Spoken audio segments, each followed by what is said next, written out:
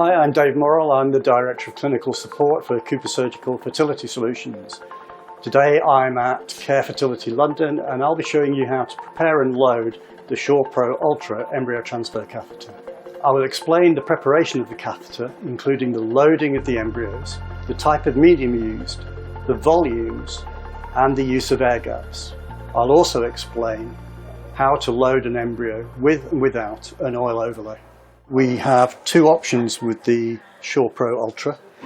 The first one is where the catheter is all-in-one. So that's for the single stage transfer, and this just comes out as one complete device. As an alternative, we have the same catheter but in a package with an additional obturator, and here the outer catheter with the obturator can go straight through to the person performing the embryo transfer, and then alongside it is the inner catheter in a protective sleeve, and that part is used by the embryologist to load the embryos. So what I'll start by doing is preparing the work area.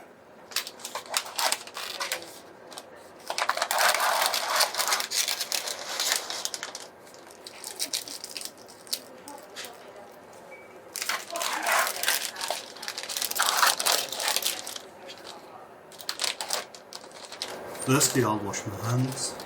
Now I'll don the sterile gloves.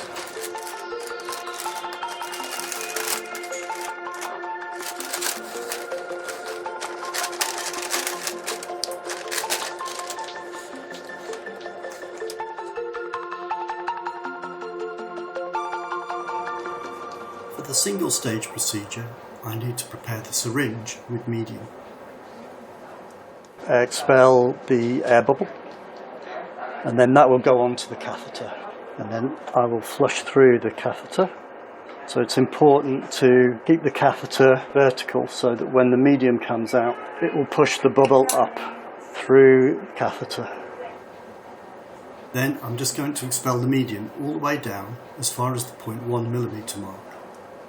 So now the catheter's ready, what I'll do is just introduce a small air gap at the end of the catheter. Just a few millimeters like that.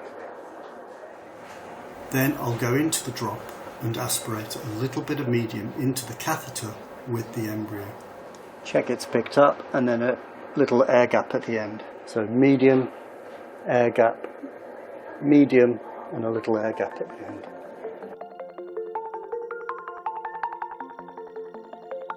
So with the catheter with the obturator, this is a two-stage technique. Take the inner catheter out of the pack, and this part of the pack with the outer catheter and the obturator will go through to the person performing the transfer.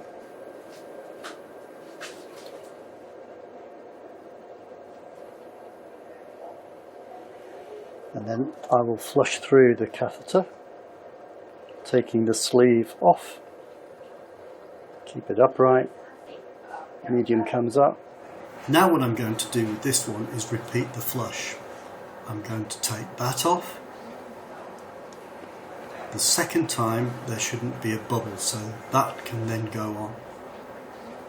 Then again, flush it through down to the 0.1mm mark. So in this second case, I've taken the syringe off the catheter, reloaded with medium and flushed through down to the 0.1mm mark, effectively cleaning the catheter twice. Unlike last time, I'm actually going to load the embryo without any air gaps. So in this case, it's just catheter into the drop, a little bit of medium expelled from the end, draw up some medium from the drop, and then the embryo.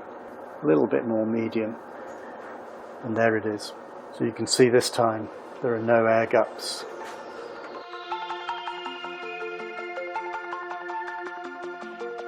So far I've shown you loading from wells with no oil overlay, and it's perfectly feasible to load embryos into the embryo transfer catheter from microdrops under oil, and the evidence suggests that's equally effective.